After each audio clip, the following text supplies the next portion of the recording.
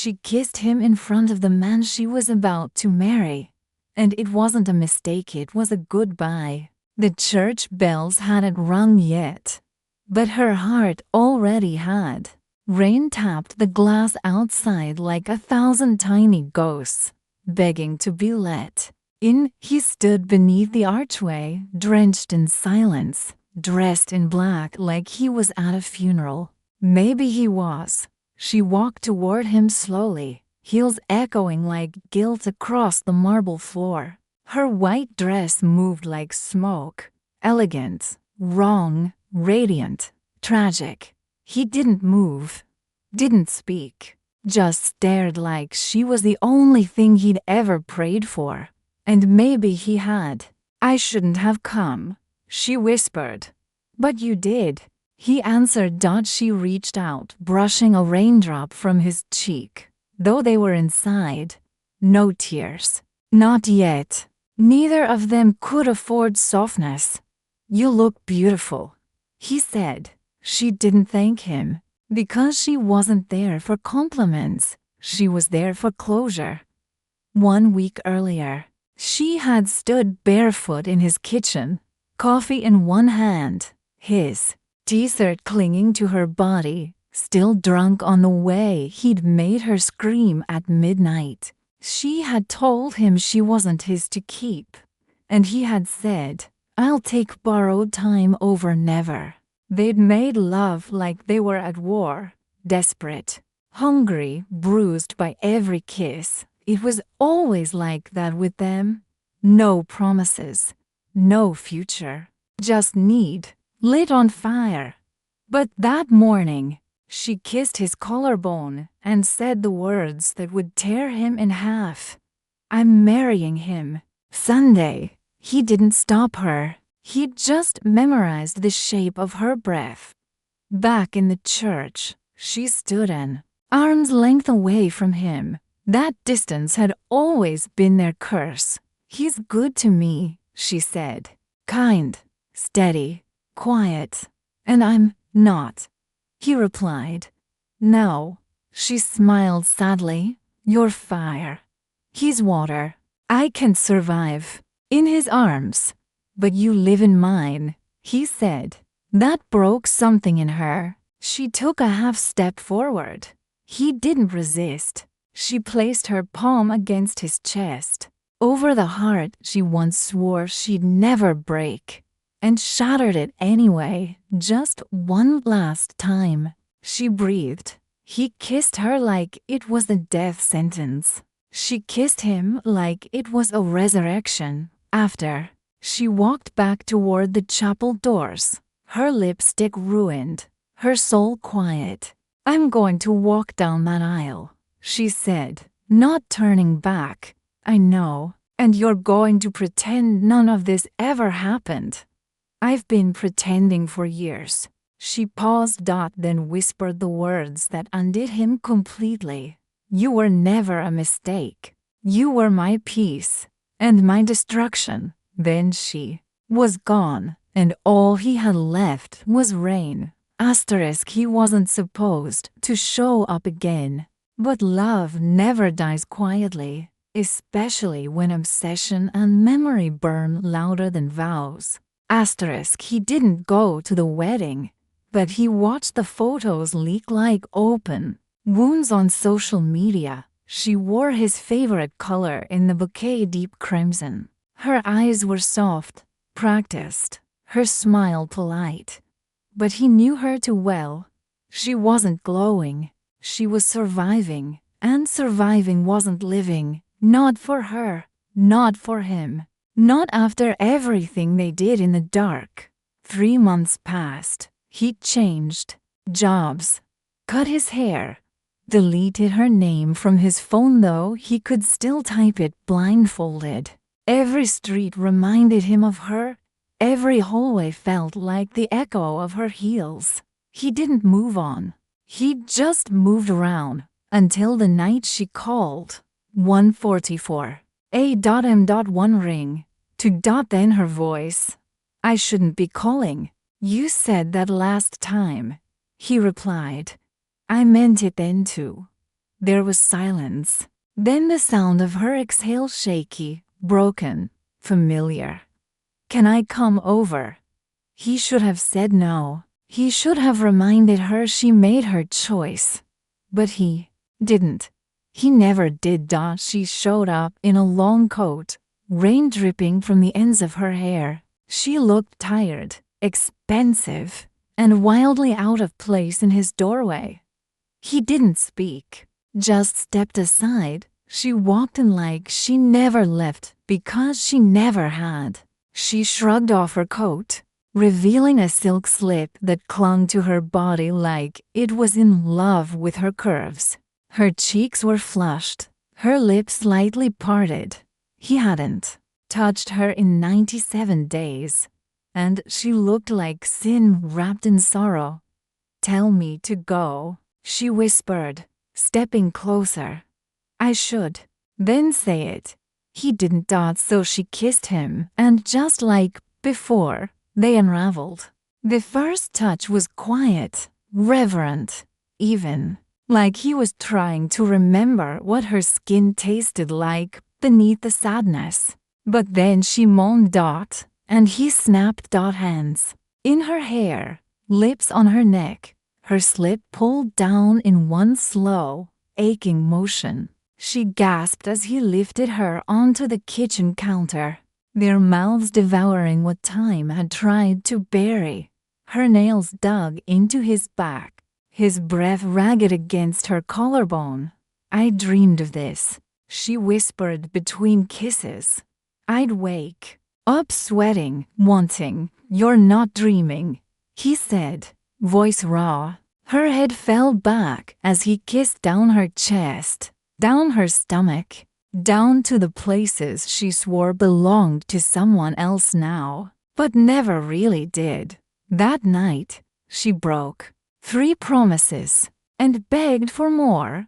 Afterward, she lay against him on the floor, there except for his arms around her. "I shouldn't be here," she said again. "But you are." He stroked her back, memorizing the curve of her shoulder like he hadn't already traced it 1,000 times. "Do you love him?"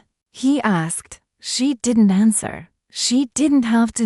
In the stillness, she confessed things she hadn't told anyone, that her marriage was silent, predictable, clean. But with him it was never clean. It was messy, ugly, hungry, real, and she couldn't breathe without it. "But I'm someone else's wife," she whispered. "And I'm still yours," he said, eyes closed. "Even if I'll never get to say it out loud." At dawn, she slipped away quietly, like she always did. She left behind the warmth in his bed and her earring on the nightstand. She keeps coming back, and each time she gives him more of herself, but never enough. What happens when the man who always waited finally walks away? She came back the following week. No call this time, no warning, just a knock on his door at midnight, and the same damn look in her eyes, half regret, half desire. She wore black again, not a dress this time, a loose hoodie that probably belonged to her husband. He hated that. Not because it reminded him of the man, but because she looked so at home in someone else's clothes, right before slipping out of them into his bed. "Rough night?" he asked. "Quiet dinner?" White wine to smiles, 0 touches. She sat on his couch, legs tucked under her, like she lived there. And maybe she did, in the ways that mattered. He poured her whiskey, neat, like she liked it. She drank half the glass in one breath, and then looked at him like he was the only person who could undo her. "Tell me you hate me," she whispered. "I hate what you're doing." "Not the same thing." "No," he said, "but close." She kissed him anyway. It was never slow with them. Never careful. It started with teeth and ended with sweat. They loved like they were drowning and pulling each other under. She unzipped his hoodie, bit his shoulder, whispered harder, like pain was permission. He pinned her to the couch, lifted her arms, kissed every inch of skin that didn't belong to anyone else. And when she trembled beneath him, when her lips shook from the tension, he whispered, "Is he enough?" "No," she cried. "No one is." They didn't talk after. Not for a long while. They just lay there, her head on his chest, his fingers tracing circles across her bare back. And in the silence, he realized something terrifying. He didn't want her to leave anymore. He wanted her to choose him. Not just on rainy nights, not just when she was empty. Every day, every morning. Every kiss. But she didn't choose. She never did. She got dressed in the dark, kissed his forehead like he was fragile, and whispered, "Thank you." Like that was love. It wasn't. The next time she called, he didn't answer. The time after that, he let the phone ring until it burned through his ribs. And when she showed up at his door, eyes wet, lips parted, he didn't open it, not right away. He watched her through the peephole. She looked smaller now. Tired. Lonely. And maybe guilty. She stood there for 5 minutes. Didn't knock again. Just left. He didn't sleep that night. Didn't eat the next morning. Didn't breathe properly for a week. But for the first time in months, he wasn't hurting because of her choices. He was hurting because of his. And maybe that was better. Maybe that was healing. The next time they saw each other wasn't in secret. It was at a grocery store. Aisle 4. Bread and boxed wine. She looked up as he rounded the corner.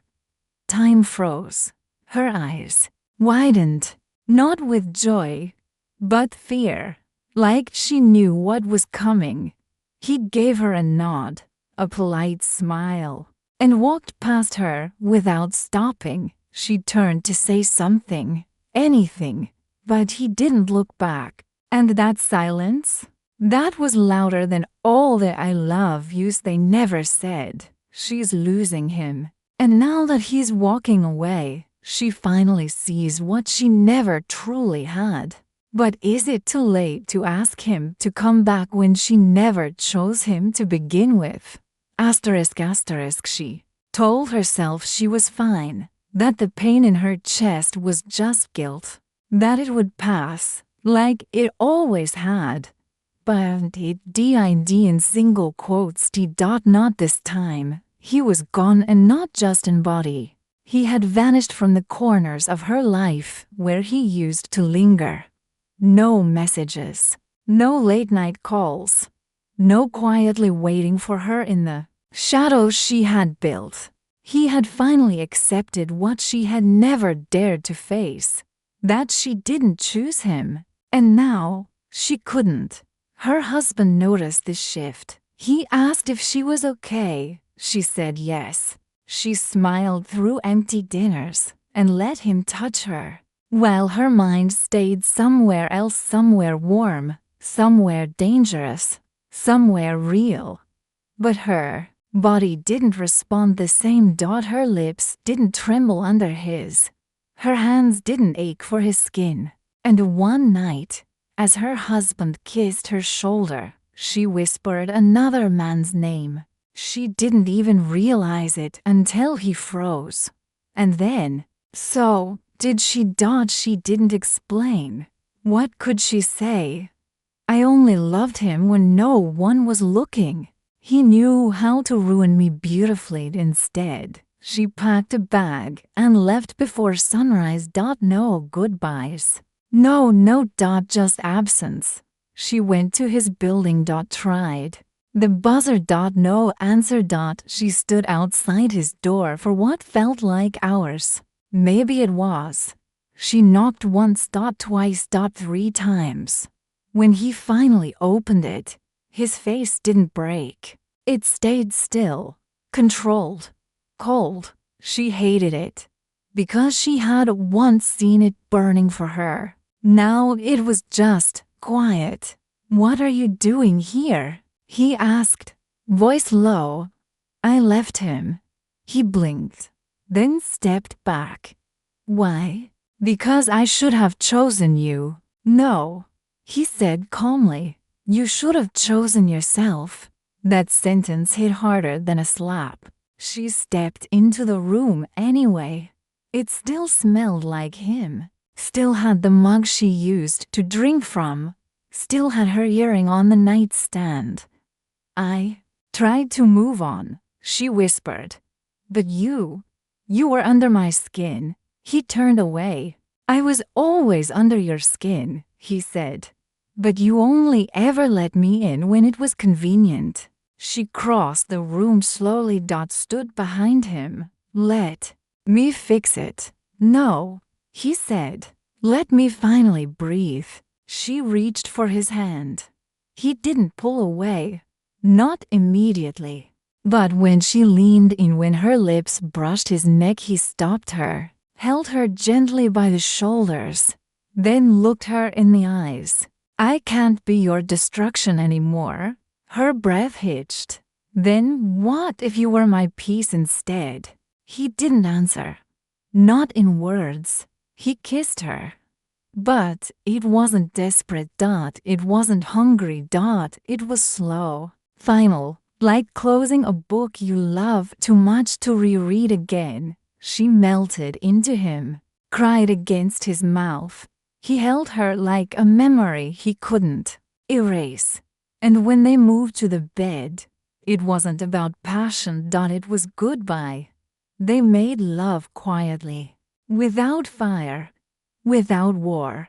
Only the tremble of hands that knew they were losing something eternal. She clung to him like salvation. He kissed her like surrender.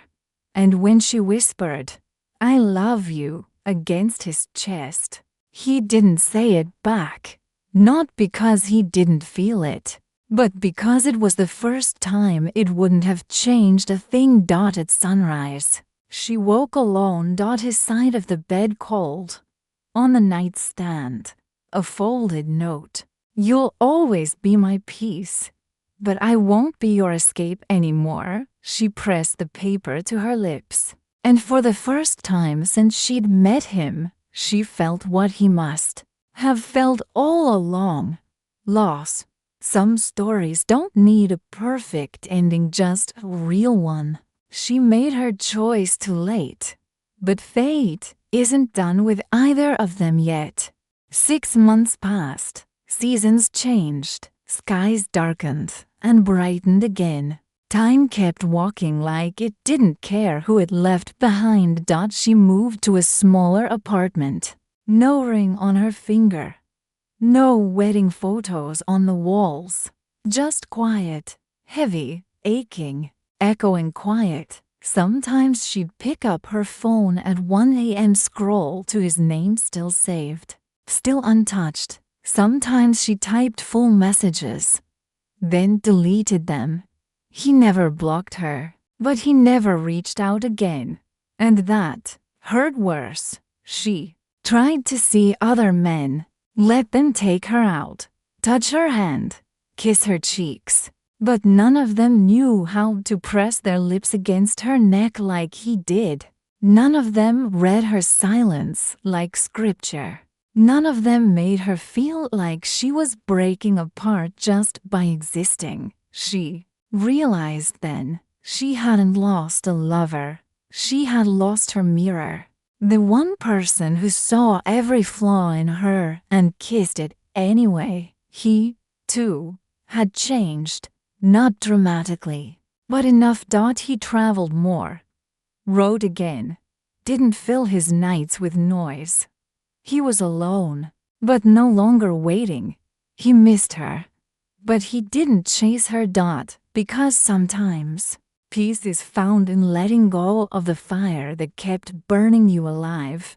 Then, one night, fate did what it always does when it gets bored. It crossed their paths again. Random. Stupid. Unforgivable. A bookstore downtown. She was browsing a shelf of poetry she once read to him. He was in the aisle over, flipping through a leather-bound journal. They didn't notice each other until she sneezed. He laughed. She froze.